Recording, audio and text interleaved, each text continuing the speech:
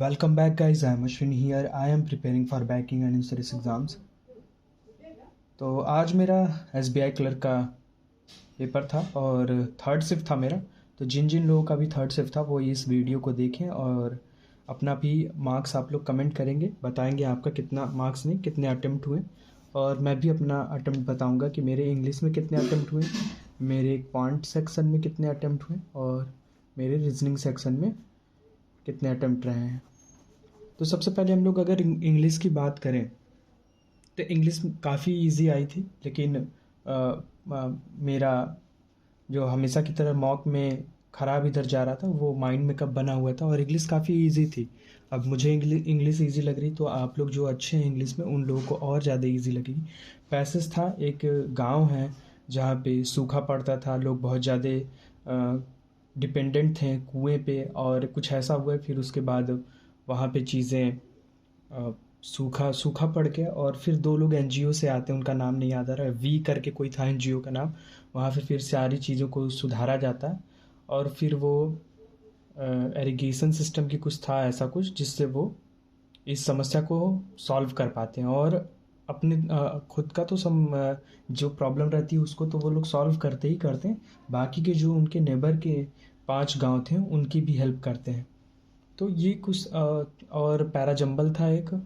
Parajumble में बना रहा था लेकिन वो मेरा बीच में ही रह गया। मेरा कुछ इस तरीके से बन रहा था BDCEF, और ए का मैं सोच रहा था कहाँ पे रखूँ, और तभी मेरा टाइम अप हो गया। मैंने बहुत ज़्यादा टाइम ले लिया इंग्लिश में, इंग्लिश जबकि काफ़ी इजी थी।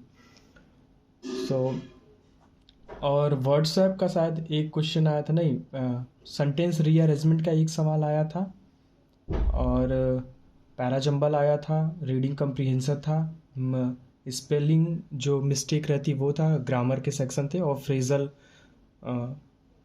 हाइलाइटेड सेंटेंस थे उनको रिप्लेस करके सही जो था उनको लिखना था। तो ये शायद इंग्लिश का ओवरऑल था। इंग्लिश में बहुत ज़्यादा बता भी नहीं पाऊँगा। अगर हम क्वांट सेक्शन की बात करें, मैं पहले बता दूं इंग्लिश में मेरे अटेम्प्ट केवल 17 ही हो पाए हैं, और ये कम से कम मिनिमम 22 से 25 वाला पेपर था, मिनिमम मैं बता रहा हूँ। लेकिन मैंने सिर्फ 17 ही अटेम्प्ट कर पाए, तो मुझे बहुत ज़्यादा फील हुआ कि इतना कम अटेम्प्ट नहीं होना चाहिए था। अगर मैं IBPS क्लर्क और PO की बात करूँ, मैंने PO में 22-23 क्वेश्चन अटेम्प्ट किए और क्लर्क में भी मेरे 25-26 क्वेश्चन थे अटेम्प्ट, लेकिन SBI वाले में मेरा कम रह गया। सो ऐसा होता है कभी कभी, उसकी बात नहीं है। अब हम लोग क्वांट की अगर बात करें तो क्वांट में मिसिंग नंबर सीरीज थी, वो भी इजी था। 5 क्वेश्चन आए थे, मेरे 4 बने हैं, और वो कुछ इस तरीके से थे। पहला अगर मुझे याद आ रहा है तो मल्टीप्लाई हो रहा था 0.5 से, फिर माइनस हो रहा था, फिर उसके बाद मल्टीप्लाई हो रहा था 1 से, -1 हो रहा था, फिर मल्टीप्लाई हो रहा था 1.5 से, -1.5 हो रहा था। ये था। और दूसरे की अगर मैं बात करूँ तो दूसरे में वो 7 का टेबल चल रहा था, 7, 14, 21 ऐसे करके। तो वो नंबर अगर मैं सही से याद करूँ तो ऐसे था कुछ, 9 था, फिर ये नहीं 8 था, फिर 15 था ये, और ये 29 था, और फिर उसके बाद ये ऐसे ही था, 50 था। तो ऐसे करके ये चल रहा था। तो पहले मुझे लगा कि 8 को अगर 2 से मल्टीप्लाई करें -1, 15 को 2 से मल्टीप्लाई करें फिर -1। तो जब यहाँ पे मैंने मल्टीप्लाई किया 2 से और -1 किया तो वो गलत आया। तो मैं फिर उसका गैप चेक किया तो ये मुझे मिला। थर्ड की अगर मैं बात करूँ तो इधर से वो चल रहा था, 18 था, फिर उसके बाद यहाँ पे मिस था, फिर यहाँ पे 90 था, फिर ऐसे करके था नंबर। तो यहाँ पे मल्टीप्लाई 2 का था, यहाँ पे 2.5 का था, यहाँ पे 3 का था, ये 270 था, और फिर यहाँ पे 3.5 का था, तो कुछ आ रहा था, और लास्ट में था। तो यहाँ पे हमें पता करना था, तो ये 36 आ रहा था नंबर, ये था। और इस वाले में लास्ट में 35 ऐड करना था, 28 तक दिया हुआ था, 78 और फिर 35 113 ये आ रहा था हमारा। और इस वाले का मुझे नहीं याद आ रहा। फोर्थ की अगर मैं बात करूँ, फोर्थ वाले में कुछ ऐसा चल रहा था, 100 प्लस था, फिर इधर प्लस था 81, इधर था 64, इधर था 49। तो ये हमारा चल रहा था क्यू स्क्वायर चल रहा था 7 का, 8 का, 9 का, 10 का, और फिफ्थ वाला मुझे नहीं मिला। आप लोग कमेंट करके बताइएगा कि फिफ्थ वाला क्या था। ये मिसिंग नंबर सीरीज़ थी और शायद 13 या 14 क्वेश्चन आए थे हमारे सिंप्लीफिकेशन के, उसमें भी मेरा एक नहीं हुआ। मैंने इसको भी अटेम्प्ट किया पूरा, और एक डीआई में मेरा एक क्वेश्चन नहीं बन पाया। डीआई हमारी थी, डेज दिए हुए थे, मंडे, ट्यूसडे, वेंसडे, थर्सडे, और 3 कंपनियां थी, ए, बी, सी, और ऐसे ही करके थे। ठीक था डीआई, लास्ट का एक क्वेश्चन मेरा नहीं बन पाया। और मेरे पास 3.5 मिनट बचे हुए थे। मैं इधर उधर क्वेश्चन घूमने में ही गवा दिया ये टाइम। तो आप लोगों से ये गलती नहीं होनी चाहिए। आप लोगों को अपना टाइम सही से मैनेज करना। मैं सोचा कि कैसलेट डीआई कर लिया जाए, फिर मुझे याद आ गया कि मैंने इसी तरह आरआरबी क्लर्क में भी और आईबीपीएस पीओ में भी, आईबीपीएस क्लर्क में भी कोशिश की थी, जिसकी वजह से मेरे बने नहीं थे कैसलेट डीआई, और मेरा 3 मिनट। और इस बार मैं कैसलेट डीआई 20 सेकंड तक पढ़ा, उसके बाद मैंने स्किप किया कि कोई और क्वेश्चन कर लेते हैं, लेकिन वही चीज़ हुआ। इस बार भी मेरे 3.5 मिनट बर्बाद गए। और मुझे लगता है क्वांट में भी मेरे कम ही अटैम्प्ट रहे हैं, 21 ही अटैम्प्ट हो पाए हैं, सिर्फ और सिर्फ 21 अटैम्प्ट हो पाए हैं क्वांट में। और ये मेरे हिसाब से ये पेपर था कम से कम 25 से 28 तक का, ये था क्वांट का सेक्शन।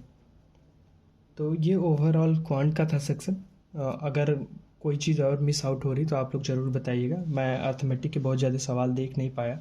पार्टनरशिप पे था, और एक एसआईसीआई पे भी था शायद, और ट्रेन पे भी था एक शायद, जहाँ तक मुझे याद आ रहा, मिक्सचर पे भी था। तो ये सारी चीज़ें थी हमारी।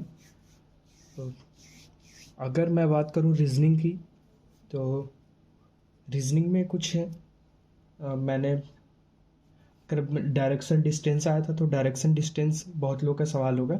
ए ऐसे था, फिर ये बी था 4 मीटर, और ये सी था, और ये 6 मीटर, और उसके बाद कह रहा था कि 2 मीटर अवे ई रह रहा है डी से, तो वो किधर रह रहा है ये नहीं बता रहा था। तो इसका आंसर सी एन डी बन रहा था, यही बन रहा था डायरेक्शन। ये एक ही नंबर का सवाल था।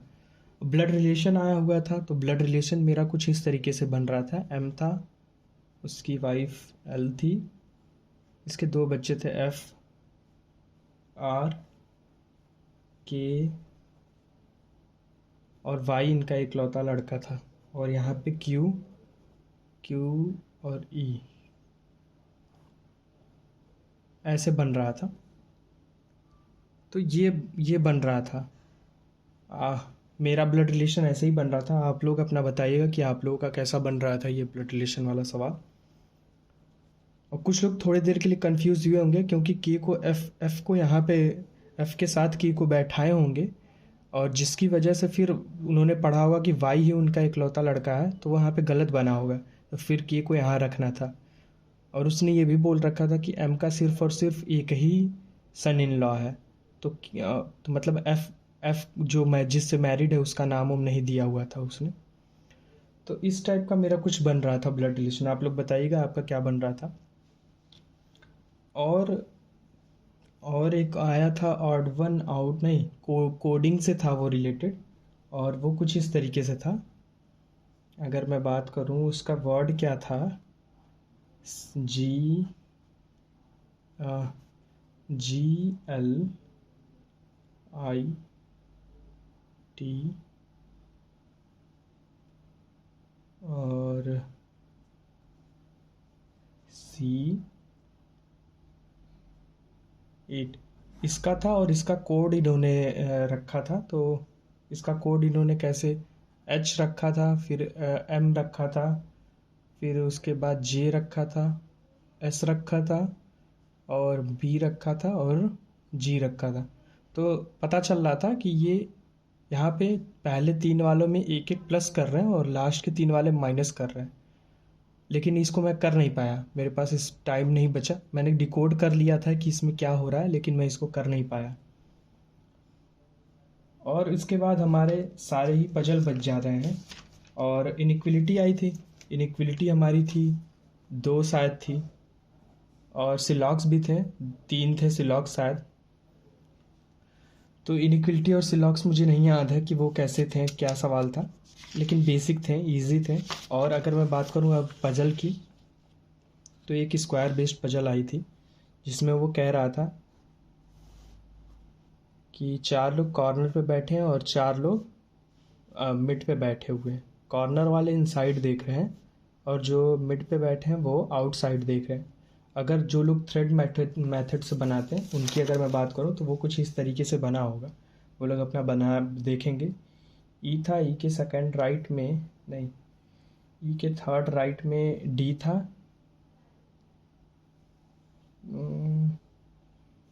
और डी और जी के बीच में 3 का गैप था।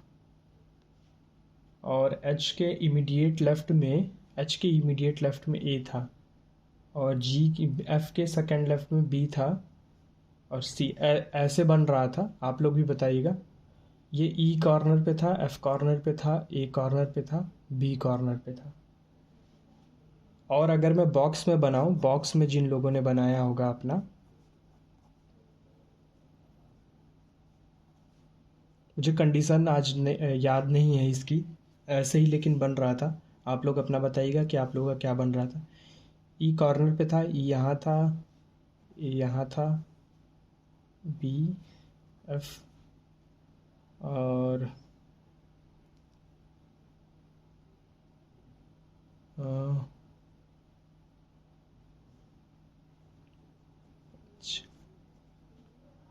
डी बी सी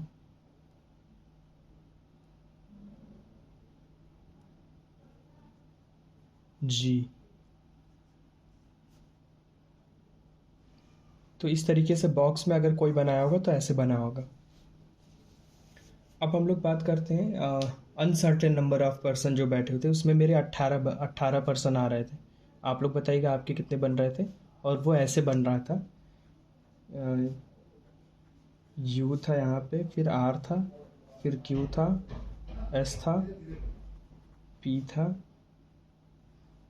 वी था, टी, ये। इसमें कंडीशन ऐसी थी कुछ कि वी के सेकंड लेफ्ट में एस है, और उसके बाद वी और पी के बीच में, पी और आर के बीच में जितनी दूरी उतनी ही पी और वी के बीच में दूरी है। और वी से थर्ड राइट में टी था, टी सेकंड था एंड से, एक एंड से थर्ड पे था। और उसके बाद क्यू के 1 2 3 4 5 6 लोग लेफ्ट में थे। उतने ही लोग लेफ्ट में थे जितने ऐसा पी और टी के बीच में थे। तो पी और टी के बीच में 1 2 3 4 5 6 लोग पी और टी के बीच में थे, उतना ही क्यू के लेफ्ट में थे। तो ये था अनसर्टेन नंबर ऑफ पर्सन का क्वेश्चन। अगर बात करूँ, इसके बाद डेट और मंथ वाली थी। वो डेट था 2/29, नहीं 9/29, 9/29, 9/29।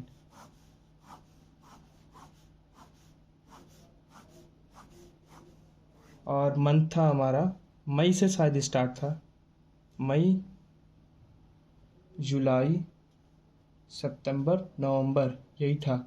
ये 30 का था, ये 30 का था, ये 31, ये 31। और मेरा ऐसे बन रहा था, एच किसी भी प्राइम नंबर वाले पे रहेगा 30 दिन वाले में। तो एच एक यहाँ बन रहा था और एक एच यहाँ बन रहा था, तो ये वाला एच सही था, एच सी, फिर उसके बाद E B G A D F, ऐसे बन रहा था मेरा। आप लोग बताइएगा आप लोगों का कैसे बन रहा था इसमें। और एक कंडीशन ये भी थी, एच के नीचे जितना है एफ के ऊपर इतना है, एफ और बी के बीच में 3 लोगों का गैप था, ये एक कंडीशन थी। तो ऐसी ही कुछ कंडीशन थी, और ऐसे ओवरऑल मेरा बना था। जो सबसे ज़्यादा अच्छी मुझे पजल लगी थी वो बॉक्स बेस्ड वाली थी, जिसमें उन्होंने कुछ कहा नहीं था। उसमें सिर्फ उन्होंने ये कहा था कि जी और एफ के बीच में 1 लोग हैं, एफ और डी के बीच में 2 लोग हैं, और डी और बी के बीच में शायद 1 लोग हैं। ऐसे ही करके उन्होंने, मतलब वो एश्योर नहीं कर रहे थे कि किस प्लेस पे कौन है। 4 3 2 1। तो मेरा कुछ इसमें बॉक्स बेस्ड वाले में ऐसे बना था, एच सबसे ऊपर था, ई सबसे नीचे जा रहा था। GAFBCD,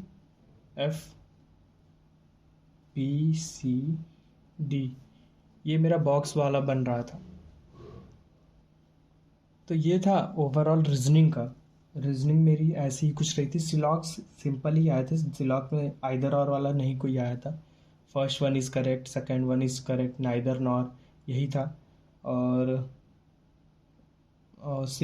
इनइक्वलिटी भी ठीक थी, आसान थी।